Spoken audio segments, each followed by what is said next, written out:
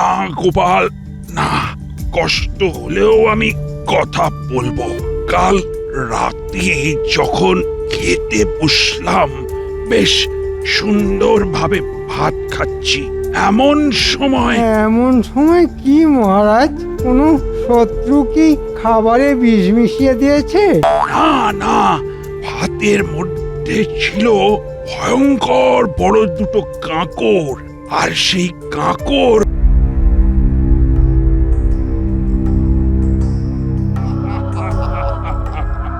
আমাদের এই বিজনেস পলিসিটি এই কৃষ্ণনগরটাকে ক্যাপচার করে নিতে হবে, কি বলো?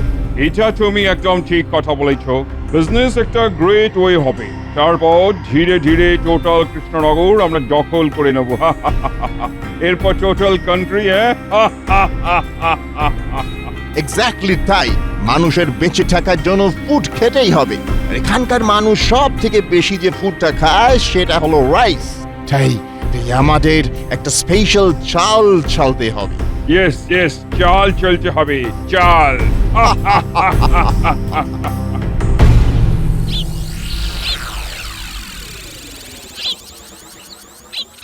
বড্ড বেলা হয়ে গেল, এদিকে খিদেতে পেট চুঁচুই করছে। বলি আজ যে তোমার দেরি হলো বড়। আরে রাজসভায় আমার কত কাজ থাকে সে কি তোমার ধারণা আছে গিন্নি?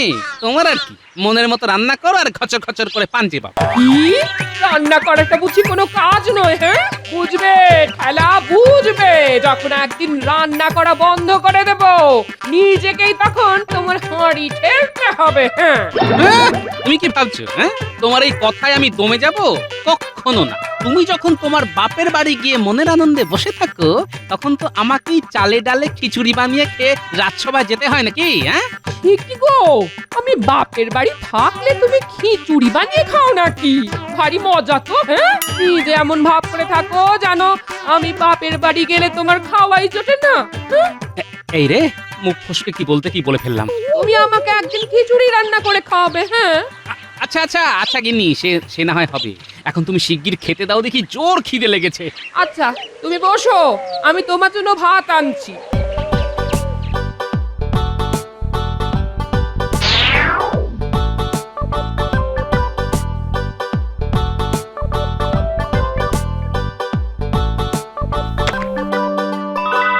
বলি নাওয়া কি ছেড়ে দিয়েছো নাকি? ভাত খাবে তা কই নিয়ে এলে না? না না, এখন আমি আগে খাবো, পরে নাইতে যাবো। গো, যত দিন যাচ্ছে তত তোমার আলসেমিকে ধরছে। জন্মে শুনিনি বাপু কেউ খেয়ে দিয়ে চান করতে যায়। তোমার সবকিছুই কিরকম উল্টো রকম হয়ে যাচ্ছে। হ্যাঁ, সব সোজা আছে গিন্নি, তুমি এখন চুপ করলে আমি একটু শান্তিতে খেতে পারি। সে আমি জানি গো জানি, আমার কোনো কথা তোমার ভালো লাগে না। ও কি হলো গো, এই তোমার চুয়াল আটকে গেল নাকি? সর্বনাশ, এক্ষুনি গুলটেনে আপনাকে ডেকে তোমার চুয়ালে ঘুষি মারতে হবে দেখছি। এই কি হলো বলো দেখি। কি গো, কিছু বলো। পেটে যখন খিদের জ্বালা, আমার গিন্নি তখন আমাকে পাথর খেতে দেয়। ওরে বাবারে, দাঁতগুলো গেল মনে হয়। বলি তুমি কি আজকাল পাথর দিয়ে রান্না করছো নাকি? মরণ, দাঁড়াও দেখাচ্ছি। কি আবার দেখাবে? হ্যাঁ, কি আবার দেখাবে? সেরেছে কি? আরো পাথর নিয়ে এসে মাথায় ভাঙবে নাকি? শিলনোড়া আনতে গেল না তো? এই দেখেছো, চাল ভর্তি কাঁকড়। এখন তুমি বাজার থেকে পাথর মেশানো চাল নিয়ে এলে আমি কি করবো? হ্যাঁ, কি অবস্থা? বাজারে এখন পাথর মেশানো চাল দিচ্ছে? চাল যখন তোমায় দোকানি দেয় তখন একটু ভালো করে লক্ষ্য করো না নাকি? নাকি খালি এই দোকানি যা খুশি দিক তুমি তোমার মহান ওই রাজকর্ম নিয়ে এই চিন্তা ভাবনা করতে থাকো? না, দোকানি তো বিশ্বস্ত, তবে বেটাকে ধরতে হবে। কি জানি বাপু, আজকে পাথর দিচ্ছে, কালকে চালের বদলে আস্ত ইট দিয়ে দেবে। হ্যাঁ, তুমি চুপ করো তো। ইট নিয়ে এলে আমার মাথায় ভেঙো, হয়েছে?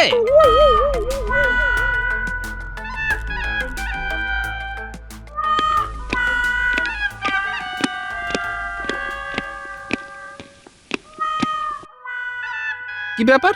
সিংহাসন খালি, রাজামশাই এখনো আসেননি? কি ব্যাপার, সবাই চুপ কেন? আচ্ছা, গুরুতর কিছু হয়েছে নাকি? হ্যাঁ, না না, আমরা ভেবেছিলাম তুমি হয়তো জানো, এখন দেখছি তুমিও কিছু জানো না। আরে গোপাল কি করে জানবে? আমি রাজামশাইয়ের সব থেকে কাছে এবং নিজের লোক। আমি জানি না মহারাজের কি হয়েছে? হ্যাঁ, মন্ত্রী মশাই, আপনি এত কাছের লোক হয়েও খবরটুকু পর্যন্ত নেননি যে মহারাজের কি হয়েছে? আমার তো মনে পড়ে না মহারাজ কবে এত দেরি করে রাজসভায় এসেছেন। তুমি কতটুকু জানো হে? ওই তো মহারাজ,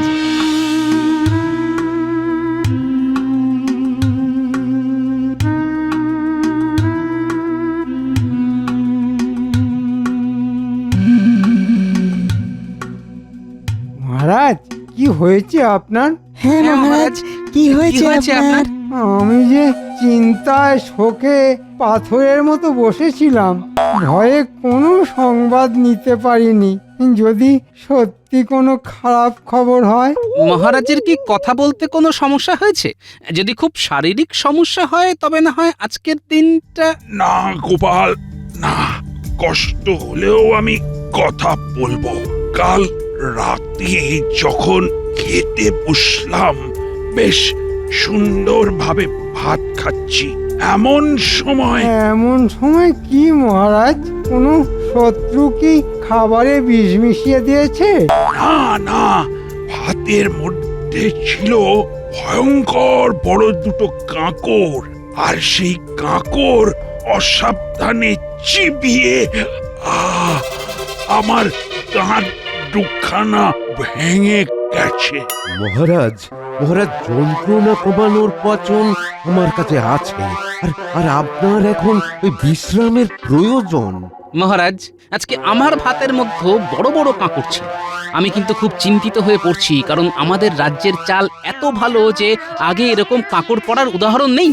আহ গোপাল, গোটা রাজ্যের চালের কথা এই মুহূর্তে ভাবার দরকার নেই। সবার আগে দরকার মহারাজের সুস্থ হয়ে ওঠা। হ্যাঁ, তবে এটা খুব সত্যি কথা যে রাজ্যে রাজার ভাতের চালি কাঁকড়, সে রাজ্যের প্রজাদের চালে না জানি কত কি মেশানো আছে। আমাকে খুব শিগগিরই সেই সব জানতে হবে। আচ্ছা, সে নয় পরে ভাবা যাবে, তবে আপনার সাথে সাথে গোপালের চালেও কাঁকড় পড়লো, এটা কেমন জানি সন্দেহজনক। এটা আবার ওর এক চালও হতে পারে। বেশ তো, বেশ তো। আমাকে যদি বিশ্বাস না হয় তাহলে আপনি আসুন আমার বাড়িতে, এক থালা ভাত খেয়ে যান। আমন্ত্রণ রইল। ঠিক আছে, ঠিক আছে, আর কোনো কথা নয়। মন্ত্রী, তুমি তুমি চুপ করো, চুপ করো। মহারাজ, মহারাজ, আপনি আর কথা বলবেন না, আপনার বিশ্রামের প্রয়োজন। বৈদ্য ঠিক বলেছে মহারাজ, আপনার সত্যি বিশ্রামের প্রয়োজন। শোনো, আগামী ৩-৪ দিন রাজসভা বন্ধ থাকবে। আমি তো আর কথাই বলতে পারছি না। আজ রাজসভা এ পর্যন্তই। ওহ বাবা!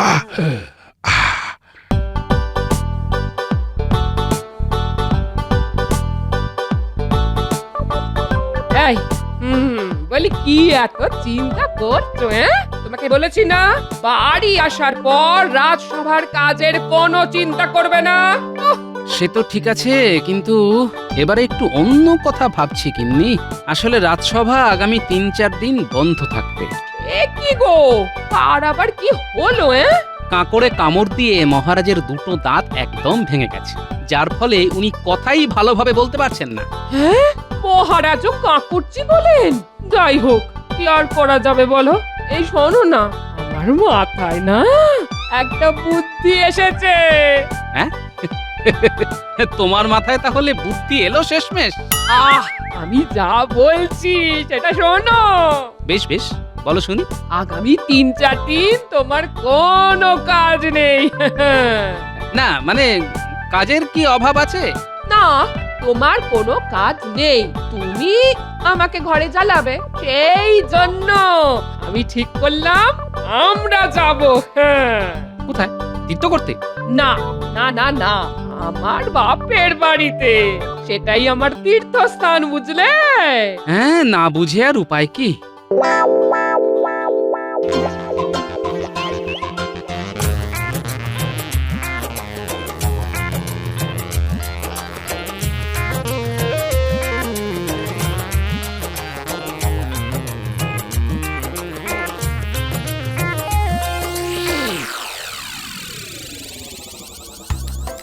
খাও বাবা জীবন, ভালো করে খাও, তোমার তো দেখাই পাওয়া যায় না।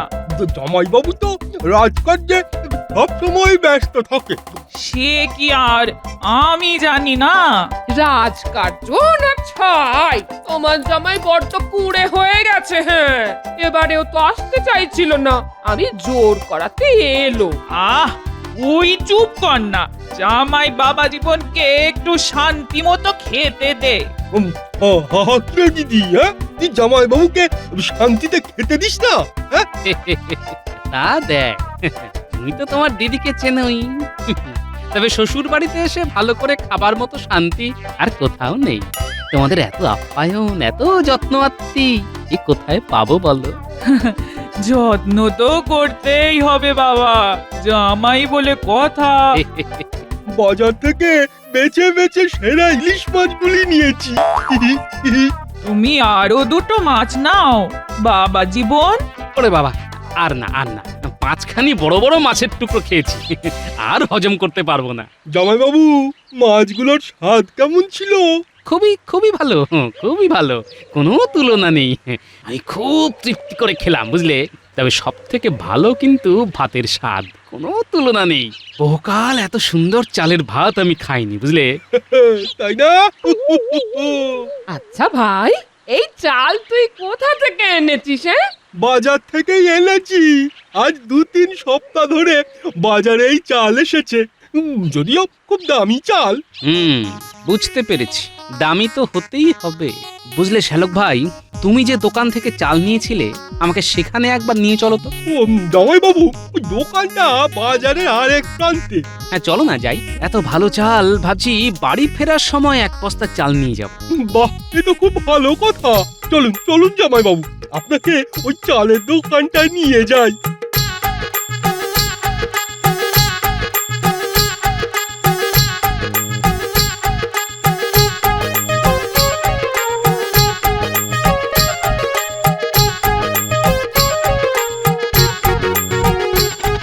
আরে আসুন আসুন আসুন আসুন আসুন।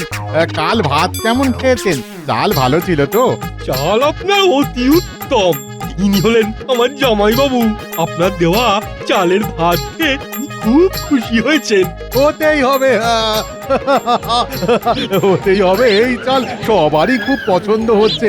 মশাইয়ের থাকা হয় কোথায়? আমি কৃষ্ণনগরেই থাকি। বেশ বেশ বেশ। আপনার এই চাল আমার খুব ভালো লাগে, যার জন্য আমি ভাবছিলাম ফিরে যাওয়ার আগে আপনার থেকে এক বস্তা চাল নিয়ে যাব। বাহ বাহ বাহ বাহ। আচ্ছা, আপনার এই চালের দাম কত? আগে যে চাল অমূল্য, তার কি ওই সামান্য দাম আপনি দিতে পারবেন না? হ্যাঁ, সেই সামান্য দামটাই তো শুনতে চাইছি। আমার এই চাল বস্তা হচ্ছে 16 আনা। হ্যাঁ, দামটা একটু বেশি বটে। আগে 16 আনা খাঁটি চালের দাম যে 16 আনাই হবে। সে বেশ বেশ বেশ, আমি পরশু যাবার আগে নিয়ে যাব। তবে এটাও ভাবছি যে কৃষ্ণনগরে এই চাল তো আর পাবো না। না না না, নিশ্চয়ই পাবেন। তবে আপনাকে আমার মহাজনের সাথে কথা বলে চাল নিতে হবে। আচ্ছা, আপনার মহাজনকে? তাকে তো আমি চিনি না। আপনি যদি তার নাম ঠিকানা দেন তবে খুব ভালো হয়। সবাইকে তো দিতে পারি না। তবে আপনার শ্যালক বাবু আমার রোজগার খরিদ্দার, আর আপনি হলেন তার জামাই বাবু। আপনাকে না দিলে তো মহা পাপ হবে। সে আমি জানি। একটু একটু একটু অপেক্ষা করুন। হ্যাঁ, এই যে ইংরেজ বণিক, এই ঠিকানায় গেলেই তার দেখা পাবেন। তাকে বলবেন আমার কথা, বলবেন আমি পাঠিয়েছি। ব্যাস ব্যাস, তারপরে আর কোনো সমস্যা হবে না। আপনাকে অনেক ধন্যবাদ। পরশু তাহলে চালটা নিয়ে যেতে ভুলবেন না কিন্তু। না না, কখনোই নয়।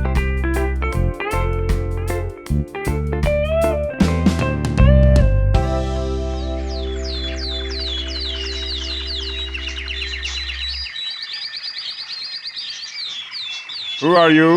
এই রে, ইংরেজি তো বুঝি না সাহেব। ওকে ওকে, আমি বাংলা বুঝি। কে আপনি? কি চাই আপনার? নমস্কার, হ্যাঁ নমস্কার। আমি রতন রায়। আমি আসলে চালের নতুন ব্যবসা শুরু করবার পরিকল্পনা করেছি বলেই আপনার এখানে আসা। ও আচ্ছা, বেশ বেশ। কিন্তু ইউ মিন তুমি এই চালের ব্যবসার কি জানো? এই কতটুকু বোঝো বলো তো? নাকি হঠাৎ ইচ্ছে হইল? হ্যাঁ? না না, আসলে আমার অনেক দিন ধরেই ইচ্ছে কৃষ্ণনগরেই চালের দোকান দেওয়া। তবে আর কি, ওই মূলধন একটু কম পড়ে গেছিল, সেটা জোগাড় করতেই যা একটু দেরি হলো, না হলে আরো আগেই শুরু করতাম। আহা, মূলধন জোগাড়ই শেষ কথা নয়, এর সঙ্গে আরো কিছু কথা আছে। তবে সেটা 1 নম্বরই আর 2 নম্বরই। এটা না বুঝলে যে তুমি ব্যবসা করিতে পারবে না। ও এরকম হয় বুঝি? কিরকম ব্যাপারটা? এই দেখো, এটা হলো 2 নম্বরই কাঁকর ভর্তি চাল। এই চালও তো আমাকে চালাতে হইবে। ঠিক ঠিক। এখান থেকে পাশের সব রাজ্যে আমার চাল যায়। পরশুদিন আমার এখান থেকে এই 2 নম্বরই চাল কৃষ্ণনগরে যাইবে। সেখান থেকে 1 নম্বরই চাল আসিবে, যেগুলো আমি অনেক বেশি দামে পাশের রাজ্যে বিক্রি করিতে পারবো। হ্যাঁ, ও বাবা, তাই বলছি তুমি দোকান না খুলে আমার এখানে টাকা ঢালো, লালে লাল হয়ে যাবে। দোকান করে অত কামাই করিতে পারবে না। বেশ বেশ, আমাদের মনে হয় খুব শিগগির আবার দেখা হবে।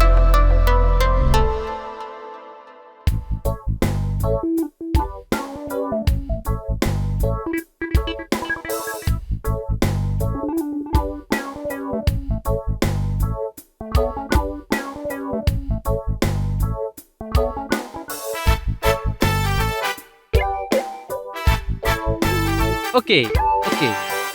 এর মানে কি গোপাল? কার কথা বলছো তুমি? কিছু না মহারাজ, ওই ইংরেজরা যখন কোনো কথা খুঁজে পায় না, তখন বলে ওকে ওকে। তাহলে মহারাজ, আপনার ব্যথা এখন অনেকটা কম, ফোলাটাও তো অনেক কমে গেছে দেখছি। হ্যাঁ হ্যাঁ হ্যাঁ, এখন আর কথা বলতে সমস্যা হচ্ছে না। কাল থেকেই রাজসভা আবার শুরু হবে। এতে খুব ভালো কথা মহারাজ, বৈদ্যের পাঁচনে বেশ কাজ হয়েছে দেখছি। হ্যাঁ, তা হয়েছে, তবে এবার কিন্তু বিজ্ঞানীর পালা। কিরকম মহারাজ? বিজ্ঞানীকে আবিষ্কার করতে হবে যে কারো দাঁত ভেঙে গেলে সেই জায়গায় নতুন দাঁত কিভাবে বসাবে। আগে কচি বয়সে দুধের দাঁত পড়ে গেলে নতুন দাঁত ওঠে, এটা সবার জানা। কিন্তু ওই নতুন দাঁত ভেঙে গেলে কি করে আরেকটা দাঁত বসাবে মহারাজ? অন্য কারো দাঁত ভেঙে নিয়ে আসতে হবে বুঝি। গোপাল, ভাগ্যিস তুমি বিজ্ঞানী নও। এটা তুমি বরং বিজ্ঞানীকেই ভাবতে দাও, সে তার ঘরে বসে এটা আবিষ্কার করুক। মানে নকল দাঁত? হ্যাঁ। কিন্তু এই সাথে এটাও ভাবুন মহারাজ, আপনার আমার সবারই এক অবস্থা। কিভাবে? আমার বাড়ির চালের মধ্যেও ছিল প্রচুর কাঁকর, আর একটু হলে চিবোতে গিয়ে আমার দাঁতও ভেঙে যেত। কিন্তু প্রশ্ন হলো, এত খারাপ চাল আসছে কোথা থেকে? কিন্তু মহারাজ, আপনার সাথে আমার খুব গোপনীয় কথা আছে মহারাজ। সকলের সামনে এগুলো বলা যাবে না, তাই আগে ভাগে আপনার সাথে দেখা করতে চলে এসেছি। বেশ, তো কি শুনি?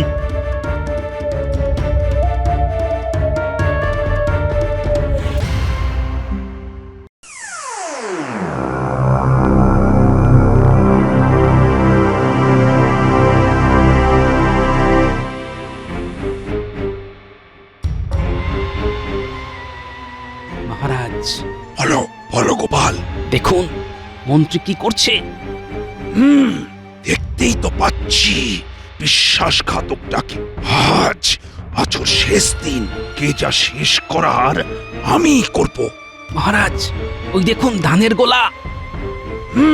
কিন্তু আপনি যা ভাবছেন তা কিন্তু নয়। ও, মানে ওটা ধানের গোলা নয়?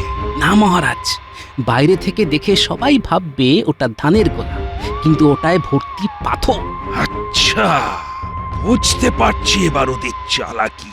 এই 2 বস্তায় অর্ধেক কাঁকর ভরো, বাকিটা চাল ভরবে। আর শোনো, যা করছো তা যদি কেউ জানতে পারে তাহলে তোমাদের গর্দান নেব, মনে থাকে যেন।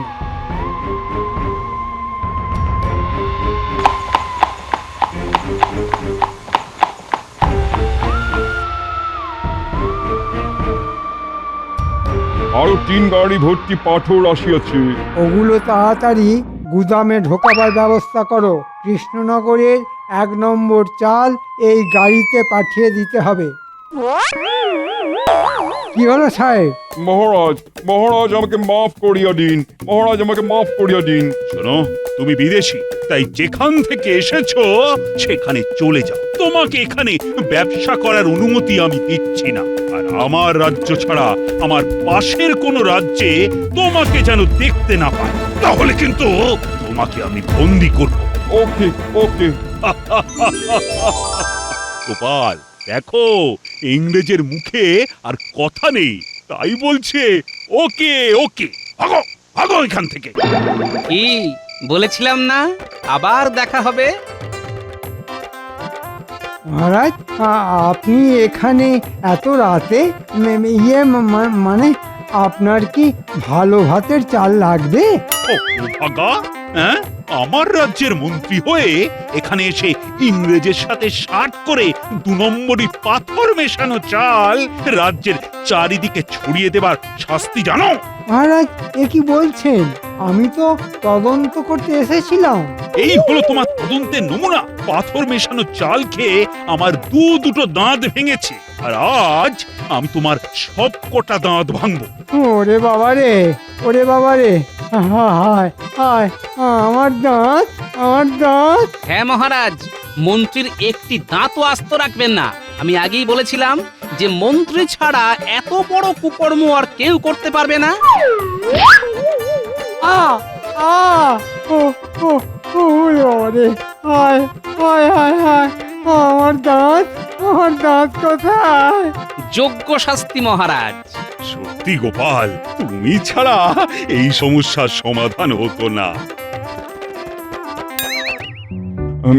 ভাবিয়াছিলাম ফার্স্টে বিজনেস করিব, ইনকাম করব, তারপর স্লোলি স্লোলি কৃষ্ণনগর দখল করিব, কিন্তু কিন্তু আমার সব প্ল্যান ওয়াটার হয়ে গেল। ও গড!